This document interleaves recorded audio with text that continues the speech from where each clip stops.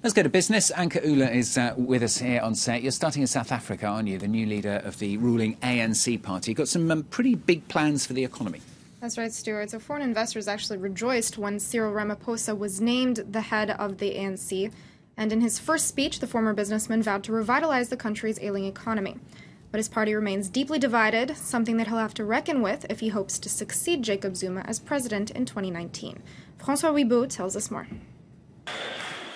A bold first speech from the newly elected head of South Africa's ruling ANC party. Cyril Ramaphosa, one of the country's wealthiest black businessmen, proposes economic reform, growth and job creation. Among his first proposals, seizing and redistributing private farmland. The expropriation of land without compensation should be amongst the mechanisms available to government to give effect to land reform and redistribution. A controversial move, but Ramaphosa insists that this should not interfere with agricultural production. Rampant corruption is also in his crosshairs. Corruption has to be brought to a stop. We are also called upon to act against collusion and other economic crimes prevalent in both the public sector as well as the private sector. Fighting inequality and corruption, two causes that resonate strongly in South Africa's stagnant economy. Unemployment is nearing 30%, its highest in 15 years, while public debt has ballooned to more than half of GDP. Apartheid ended over 2 decades ago, yet gaping disparities remain. Just 10% of the population still controls over 90% of wealth. Ramaphosa's beginnings as a union leader gives hope to working-class South Africans that he'll champion their rights, while the business community views his success in the private sector as an indicator that he's the man to kickstart sluggish growth. François Wibeau reporting there. Let's take a look at some other business headlines we're following for you this hour.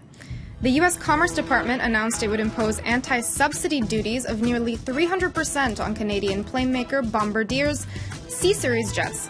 The decision follows a complaint from American plane maker Boeing that Bombardier was illegally subsidized by the Canadian government, which allowed it to sell its newest jetliner in the U.S. below cost. If imposed, the duties would more than triple the cost of the C-Series aircraft in the United States. Does targeting younger people with Facebook job listings qualify as age discrimination? A U.S. lawsuit from a communications industry labor union is claiming that it does.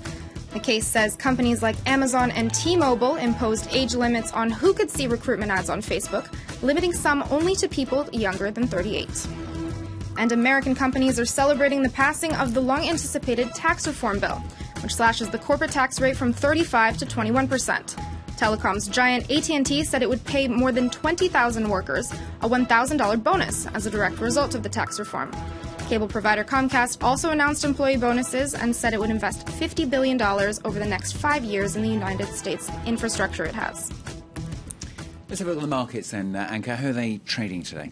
Well, so European traders actually woke up to the news of the U.S. tax reform being passed, and it appears that they're still digesting that information at the start of trading. We saw a slow open with London's FTSE flat, Paris CAC 40 in the red, along with Frankfurt's DAX. Asian markets were mixed on Thursday. Chinese markets closed up after leaders promised to reduce risks in the country's financial system. Tokyo's Nikkei closed lower, with traders apparently unmoved by the Bank of Japan's decision to keep its ultra-loose monetary policy in place. Going to go back and talk about the Catalonian elections now. Dipty's going to talk about it in the papers just in a second. But first of all, in business, we're going to be talking about Catalonia today with those elections. And Anka's going to give us an idea of how important the region's economy is to Spain. It's actually quite important, and 2 months of political crisis have already taken a toll on Catalonia's economy. Many banks and businesses have relocated outside of the region. Catalonia has 19% of Spain's industry, including a large chunk of tourism and manufacturing. It brings in 20% of the entire GDP of the country. Proportionally, that's more than California brings in for the United States.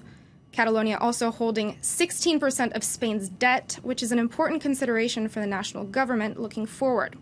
The region has a fairly open economy. Catalonia accounts for 26% of Spain's total exports, but 35% of those exports go directly to the rest of Spain, and 65% go to EU countries, which means that there could be even more uncertainty on the horizon for businesses in Catalonia if separatists end up winning this election.